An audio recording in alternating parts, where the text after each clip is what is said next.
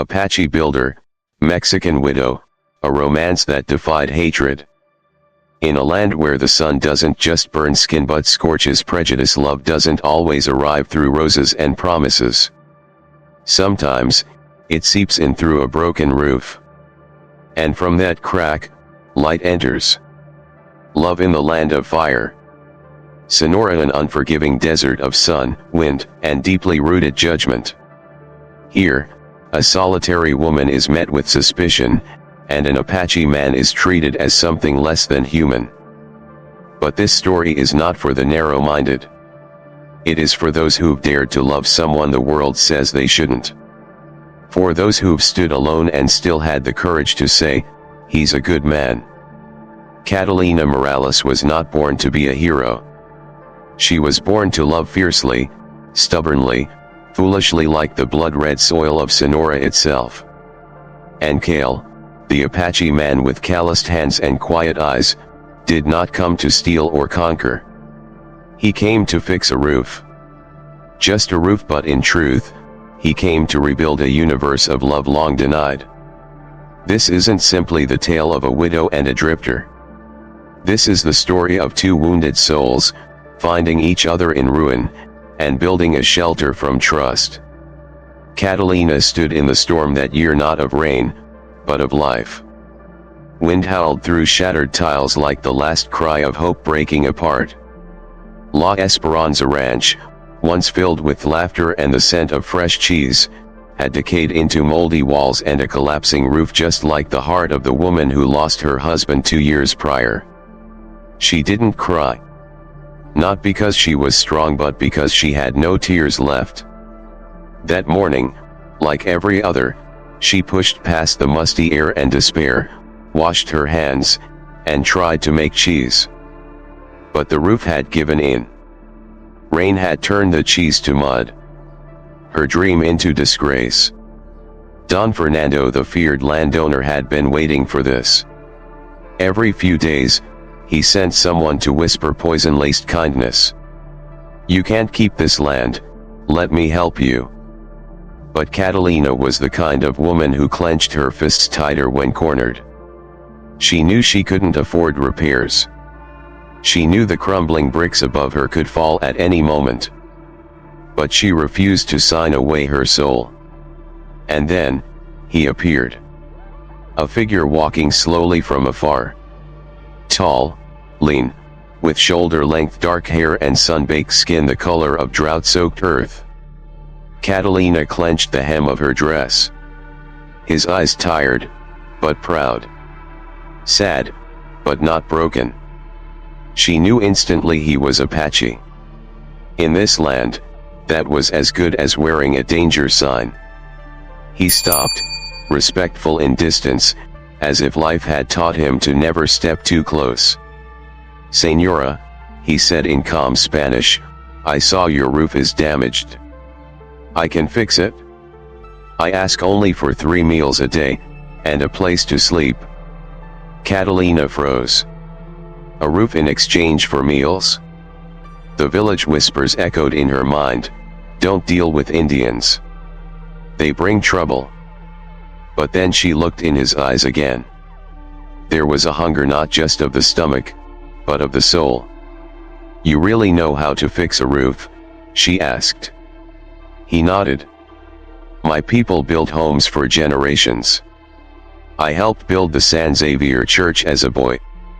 There was pride in his voice, but also pain, like a scar behind every memory. Catalina bit her lip. She needed the roof. She needed help. And she wasn't afraid of him. In his eyes, she saw herself, a soul the world had forgotten. "What's your name?" she asked. "Kale," he replied. "It means builder in my language." And so, among mud and broken tiles, a pact was formed. No contract. No vows. Just two people, one in need of help, the other needing to be trusted. "You can sleep in the barn. Eat with me. But the roof must be done in 5 days. You'll have a better roof than before," Kale answered without hesitation. When Catalina placed a cold bowl of bean stew and a rock-hard corn cake in front of him, Kale bowed in gratitude as if it were a royal feast.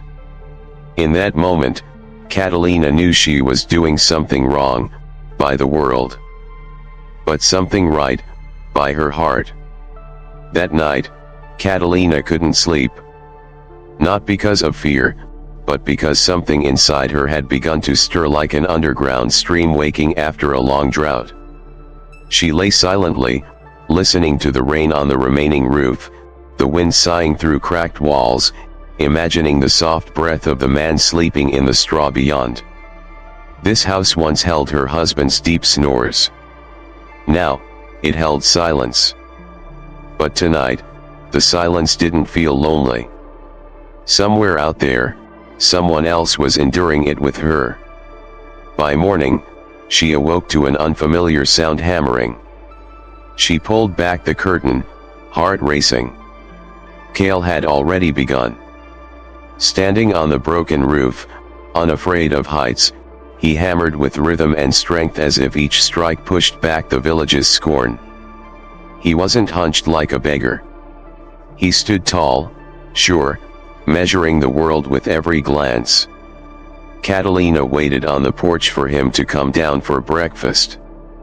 When he sat at the worn wooden table, she noticed his hands rough, cracked but holding the spoon with a strange gentleness, as if he'd once been taught manners. "Where did you learn Spanish so well?" she asked, her voice soft for the first time. After swallowing his bite, he replied, "My father sent me to a Franciscan school. The friars taught me to read, write, do arithmetic. They said I could be a bridge between my people and yours." Catalina was quiet. "My people? Your people?" So few words, yet between them stretched a canyon deep as the Sonora cliffs. What happened? Kale looked out the window. "War. It's always war." He didn't say more. And Catalina didn't press. That afternoon, she went out to observe his work. Just a glance at first. But then, she couldn't look away. He wasn't just fixing a roof, he was rebuilding the house's soul. He used angled beams for balance techniques no local workers used. Each plank perfectly cut. He even added a drainage groove to keep rainwater from flooding the soil. "You're doing more than I asked," Catalina said, surprised and moved. Kale didn't look up. A roof must survive every season. No one should live under something temporary. Catalina's throat tightened. Was he still talking about roofs, or about people's hearts? In the days that followed, something strange happened. Catalina found herself waiting for mealtimes just to hear him speak. Not much. Just a few words. But each one calmed her heart. She saw he could treat a cow's wounds, crushing aloe and applying it with care. He rarely asked questions, but when he looked into the animal's eyes, it was as if he shared its pain, carried it somewhere deep in his own chest. At night, thinking he slept, she walked outside and saw him, carving wood. Just a block of plain timber. But under his hands, a shape emerged, a woman with outstretched arms, sheltering a tiny house. Catalina stood in the shadows, clutching her dress. That image nearly made her cry. But beautiful things rarely last long. On the fourth morning, dust rose from the main road. Don Fernando, the infamous landowner, arrived with 3 riders' faces like carved stone. "Catalina Morales," he roared. "I heard you're harboring a redskin. That's unacceptable." Catalina stood on the porch, face calm, heart pounding. "He's fixing my roof," she said, voice steady. "I hired him. He's a worker, not a criminal." Fernando narrowed his eyes. "You're harboring a savage." Do you know how many families died at the hands of the Apache? From the roof, Kale descended quietly, standing a few steps behind Catalina. His hands hung loose, no weapon, no excuse. But the way he stood upright, unafraid, made one of Fernando's men falter. He hasn't harmed anyone, Catalina said firmly. He works for food. Since when is that a crime? You don't understand, Fernando snapped. He could be a scout. Today a hammer, tomorrow a signal. You're putting this village at risk. No, Catalina said, eyes fierce. What's truly dangerous is letting blind hatred lead us. Fernando stared at her, fuming, then turned to Kale. You have 24 hours. If you're still here by noon tomorrow, I won't be using words next time. When they left, Kale remained still. Catalina turned to look at him, expecting fear in his eyes. But there was none.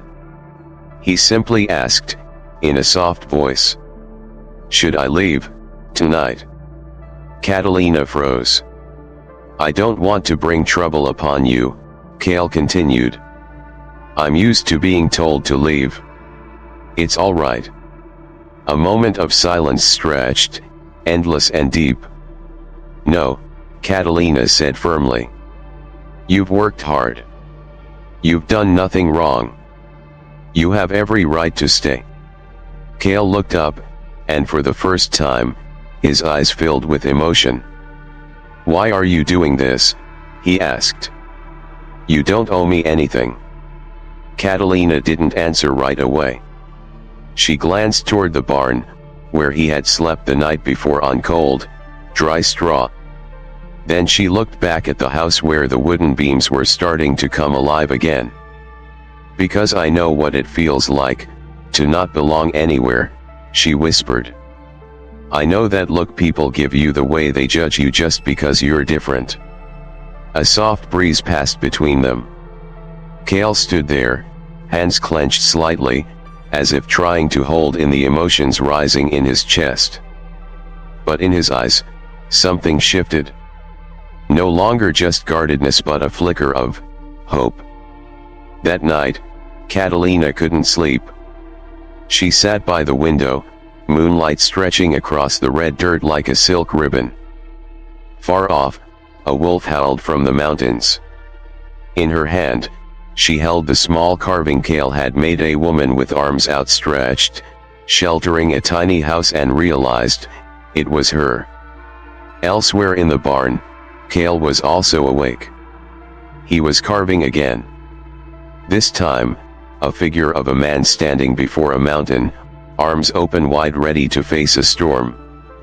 By the dim flicker of his oil lamp, something long buried stirred in his heart.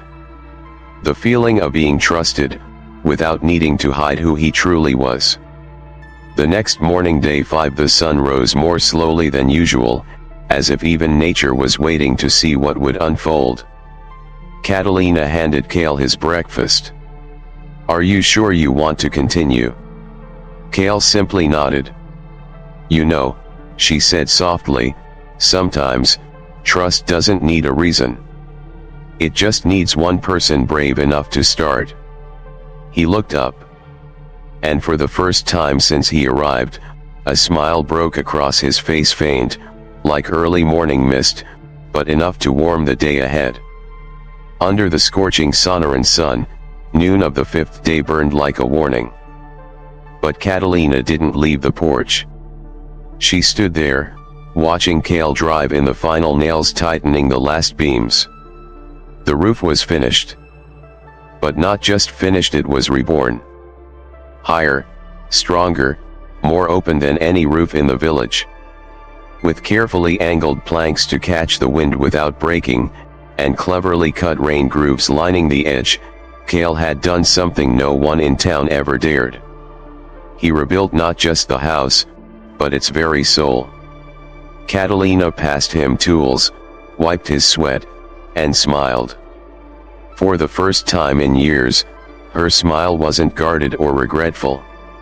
It was free.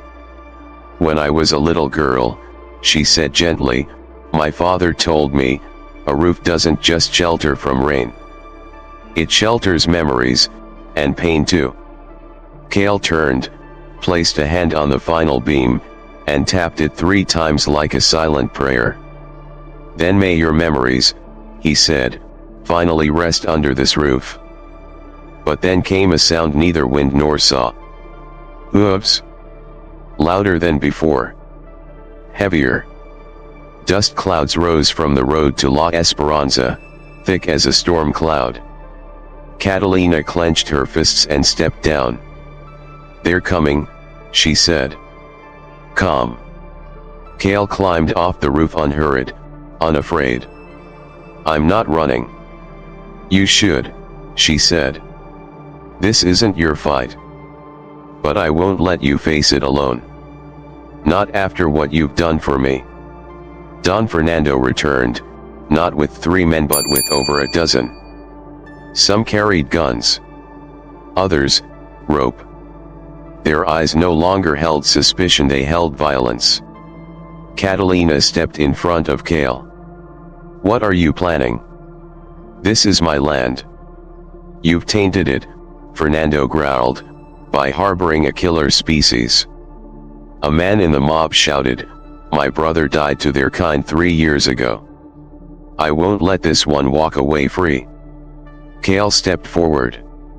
His voice was steady and low. I lost my brother too. My wife. My village. But I do not repay blood with blood. I only ask for a chance to live like a man. Silence fell. Time itself held its breath.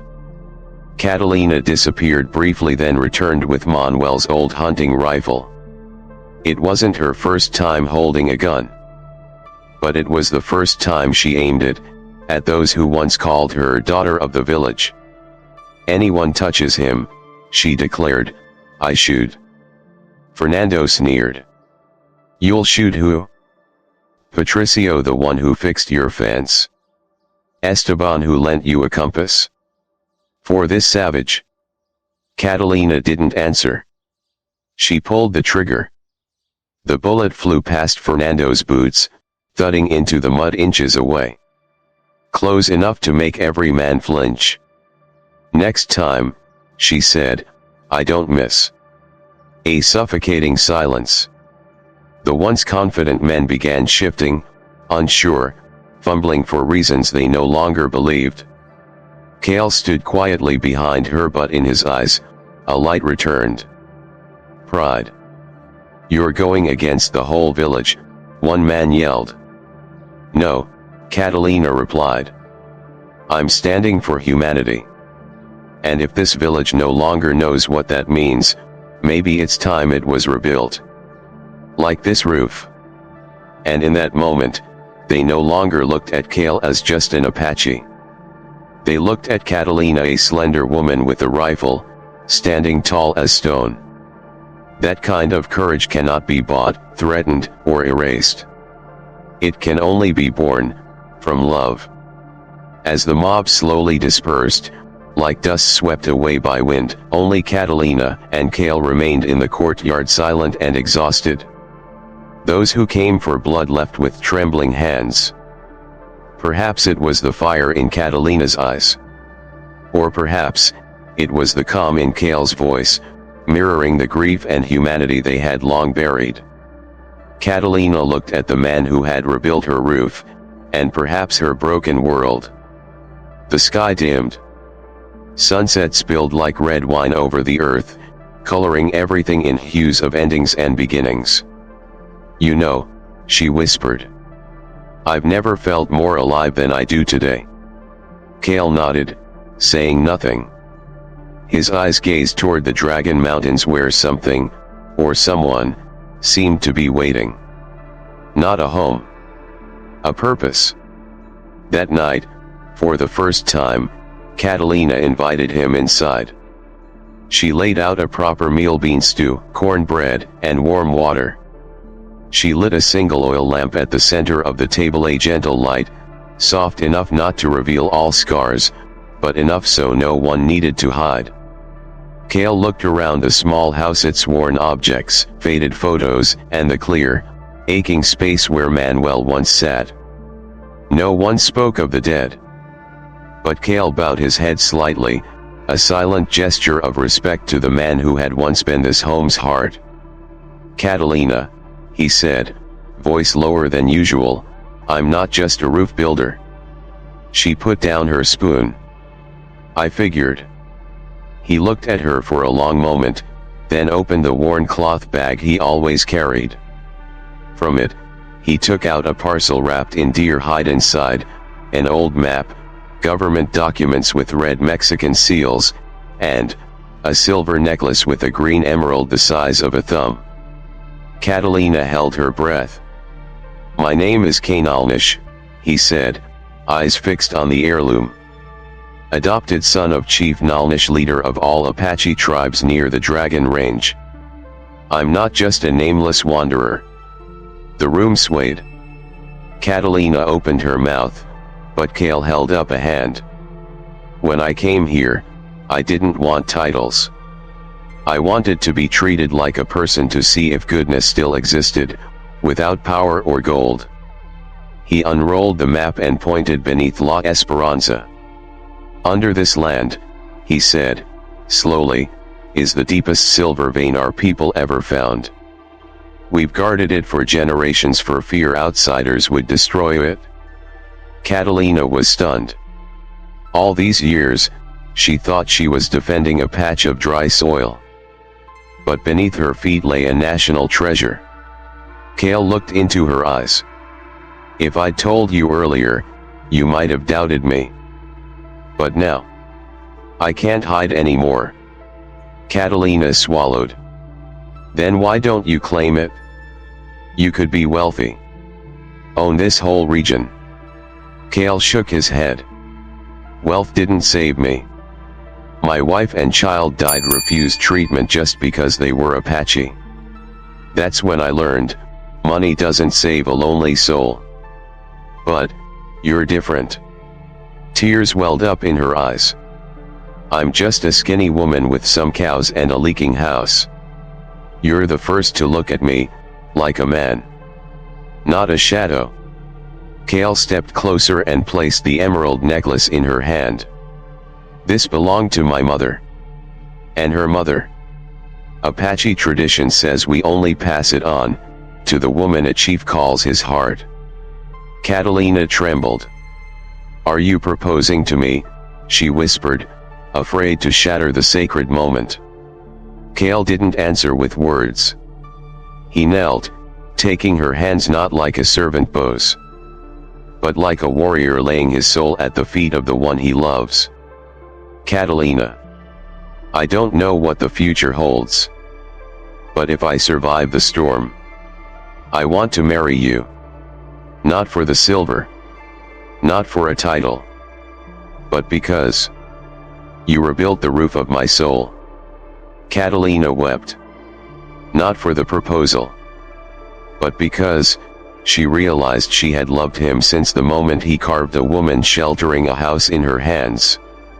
That night, Catalina could not sleep.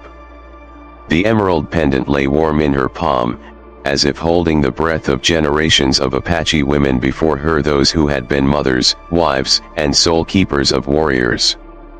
Now, that heirloom rested in the hand of a Mexican widow, inside a humble adobe house, where love had begun to bloom beneath a roof rebuilt not with wood alone but with trust. Kale sat in the wooden chair by the door, still holding his carving knife, finishing a sculpture.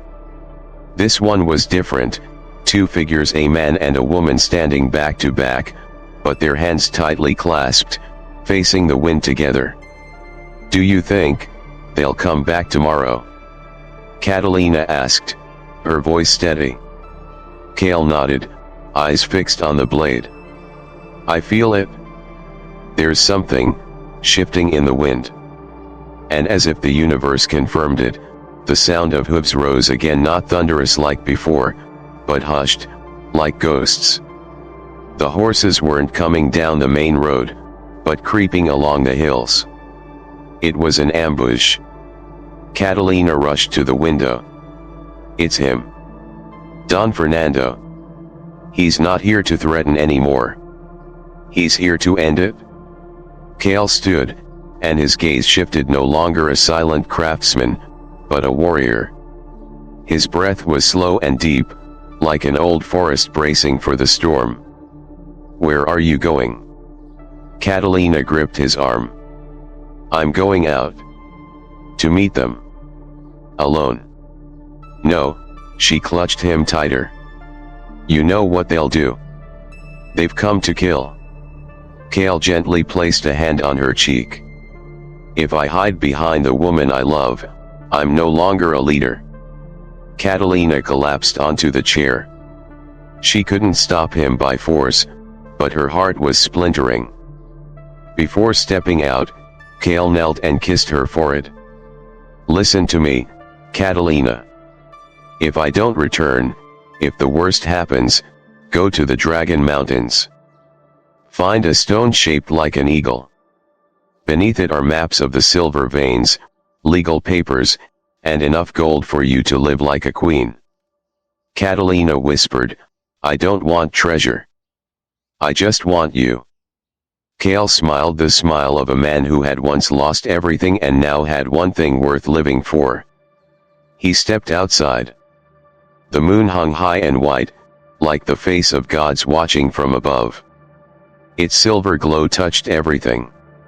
Even the barrels of rifles pointed at him from the shadows. Don Fernando appeared, no longer pretending to be righteous. He brought over a dozen men. Guns. Ropes. Clubs. But his eyes never left Catalina, the one he hated most. Well, he sneered. The savage came out to surrender. Brave. But you think begging will save you? Kale raised his hands unarmed. I came to stop bloodshed. Leave her out of this. This is between you and me. Fernando snarled, no. She must pay too. For betraying her race. For sleeping with a serpent. But before he could give the command, a low, haunting sound echoed from the mountains. Not human. Not beast. A war cry, ancient, deep, vibrating from the bones of the earth. Fernando flinched. His men stepped back. What the hell, what is that? One muttered, hands trembling. Kale stood tall, his voice like thunder. They've come. From the darkness, shadows peeled away one by one. Silent. Unmoving. Forming a circle around Fernando's men. Then, from among them, a white horse emerged. Upon it, an elder with silver hair and eyes that pierced through the soul. Catalina ran out, stunned. That's your father. Kale nodded. This is Nalnish, High Chief of all Apache tribes across the Dragon Range. Nalnish dismounted, pulling out a bundle of papers. His voice boomed like mountain thunder. These are legal documents from 1848. These lands, the silver mines, all the resources, they belong to the Apache people. Ratified by both the Mexican and U.S. governments. Fernando's followers froze. Fernando stepped back but tried to bluff. This land, it's mine. Nalnish advanced. His eyes like fire. You've committed 3 crimes, invading sacred land, attempting murder of a chief's heir, and dishonoring a woman of honor. Then he turned to Catalina. You did more than save Kale's heart. You proved the Mexican heart still knows compassion. From now on, you are one of us. Catalina trembled. After all those years of isolation and scorn, she was embraced by a people who saw her soul. Kale turned, took her hand. Tonight, you don't have to be afraid anymore. You have the mountains behind you now. After a night of smoke-scented moonlight and truths laid bare like old scars, Sonora exhaled in silence. No blood was spilled. No bodies left behind. But something did die that night. The illusion of supremacy. Don Fernando and his mob retreated not from fear of weapons, but from weathered papers stamped with seals, and the steady gaze of an old man who carried his people's history in every wrinkle. They did not lose to force. They lost to a woman who stood tall, who dared to love, to trust, who never bowed. Catalina sat beside Cale, hands still trembling, but heart at peace. The emerald necklace shimmered under the oil lamp, a symbol of something just born. A love founded on courage. 3 days later, under a full moon, just as Cale had promised, a wedding was held at La Esperanza. The farm that once nearly sold for scraps, now became a sacred place where two once divided worlds clasped hands through love. At first, the villagers of Magdalena watched from afar.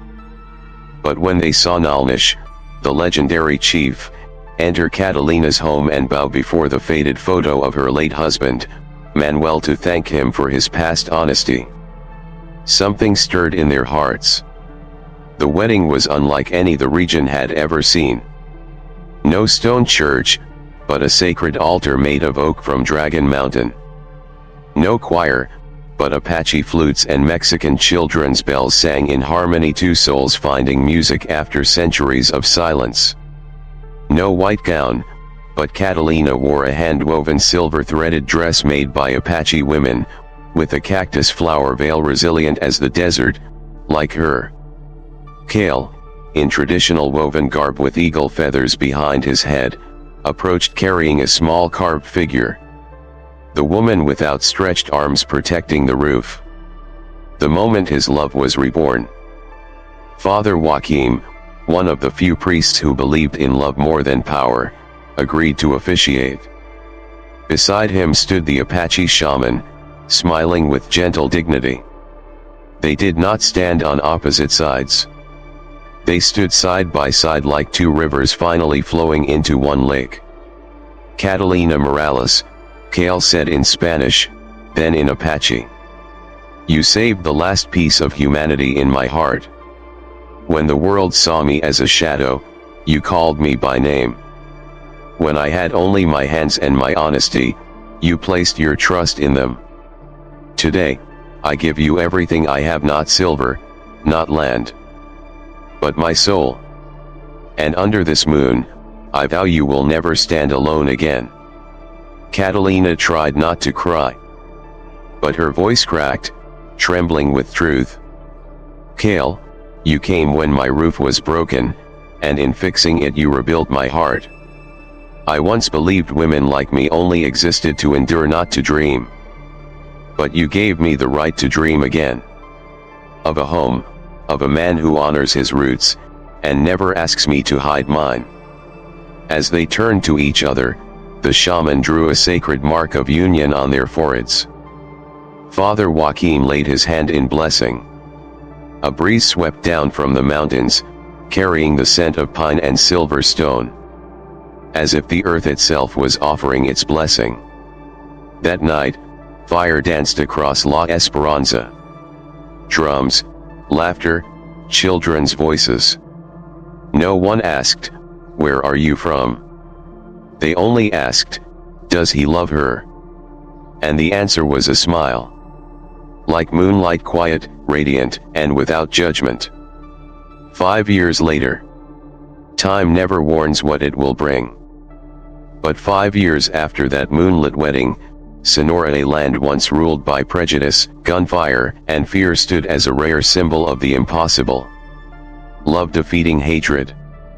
La Esperanza was no longer a forgotten ranch. It became a center of trade, knowledge, and celebration between Apache and Mexican families. Where once there were walls, now stood bridges. Where once eyes avoided, now hands shook. And at the heart of it all, 3 children. Born of Catalina and Cale. The eldest, Manuelito, named after Catalina's late husband, had his mother's green eyes and his father's quiet depth. Even as a child, he loved architecture. His mud walls had drainage and weight-bearing beams. When asked what he wanted to be, he simply said, "I will build a place where Apache and white people can live together without fear." The middle child, Esperanza meaning hope, was born during a stormy night, sheltered by the roof Kale rebuilt. She spoke early, and her questions stunned adults. "Mom, why did they used to hate Dad? Mom, if I'm both Apache and Mexican, do I have to choose?" Catalina would hug her tight and say the same thing every time. "No, my love. You are everything. You don't have to choose." The youngest, Tlayalatl, meaning heart of fire in Nahuatl, couldn't yet speak, but clung fiercely to grandfather Nalnish whenever he visited. He was quiet but the first to jump forward if anyone touched his mother. A tiny warrior, burning with instinct to protect peace. Catalina was no longer the weary woman hauling water at dawn. She became a living symbol of courage. She helped open the first bilingual school in the region, where children of every color learned their letters and history. Not history told by conquerors but by survivors. She often stood on her porch, gazing toward the Dragon Mountains, the place where Kale once said the Eagle Stone hid their secret. Now, that secret no longer needed hiding, because the truth had been lived, in the open. Kale continued working as a builder not because he was poor, but because he believed the hands that raise a roof are the closest thing to the hands that create peace. He pioneered a construction technique combining Apache woodwork and Mexican adobe, crafting a unique style called architecture of reconciliation. It gained national attention, and the government invited him to expand it across the country. But to Catalina, he was still the man who once traded labor for food. The first man who didn't look at her with pity, but saw a warrior. One golden afternoon, as the sun stretched like velvet across freshly harvested cornfields, Kale sat on the porch, hand in hand with Catalina. Their children played in the distance, their laughter rippling through the air like dancing wind. "Do you remember," Kale asked, his eyes on the roof he had once rebuilt, "the day I knocked on your door?" Catalina chuckled softly. "If I'd turned you away, you'd be in the mountains now, and I'd have sold the farm to Don Fernando." Kale tilted his head, teasing, "And you'd have married him?" "Never," she laughed. "I would have married the roof instead." Kale squeezed her hand. "You didn't marry the roof. You married the man who rebuilt it. And rebuilt you. In a land once torn by blood and bitterness." People now told the story of a roof. A woman who dared to love. And a man once branded a savage, who chose to love the world back. Then, on a bleak winter afternoon, when clouds hung heavy like unspoken truths, Catalina was folding tamales by the fire when the sound of hoofbeats echoed at the gate. Not hurried. Not angry. Just slow, aged, and lonely. Kale was out back carving wood. But Catalina was the one who stepped out. The rider was Don Fernando Salinas. But he was no longer the arrogant man who once aimed guns at her home. No silk scarf. No polished boots. Before her stood a frail old man, silver-haired, sunken-eyed, trembling as he held the reins of a tired horse. Catalina narrowed her eyes. She still remembered the insults, the sleepless nights. The way Fernando had once called her husband a fool who died in cowshed. But she also remembered something else.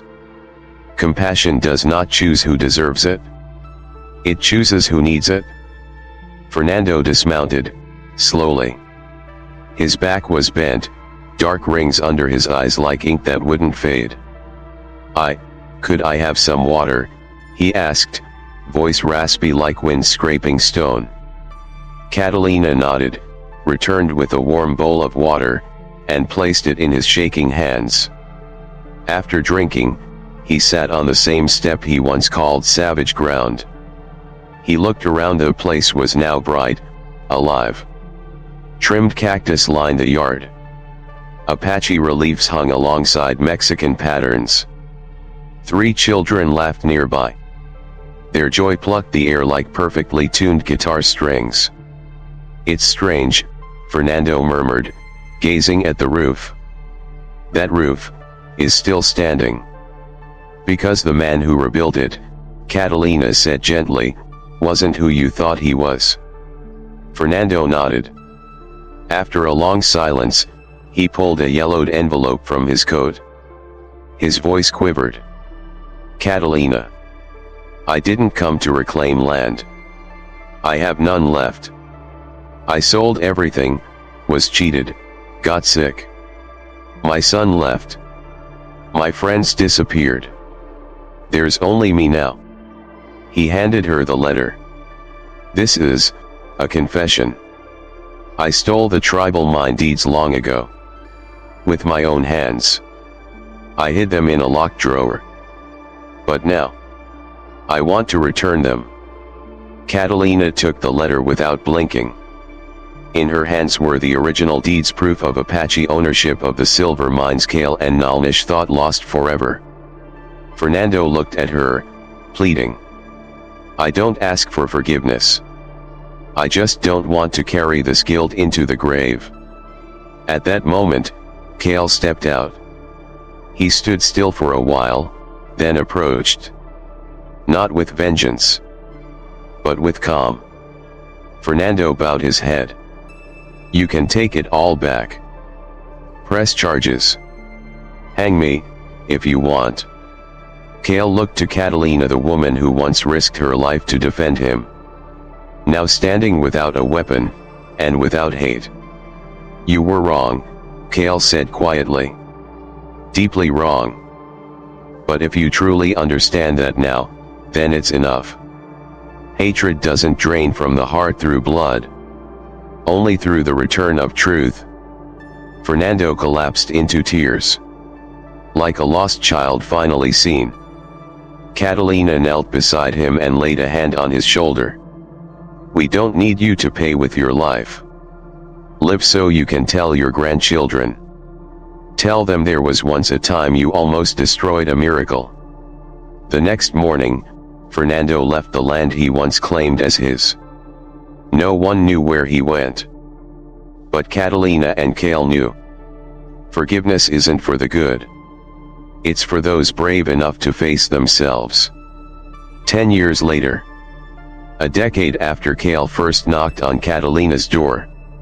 Sonora was no longer a land of warning signs, walls, or borders.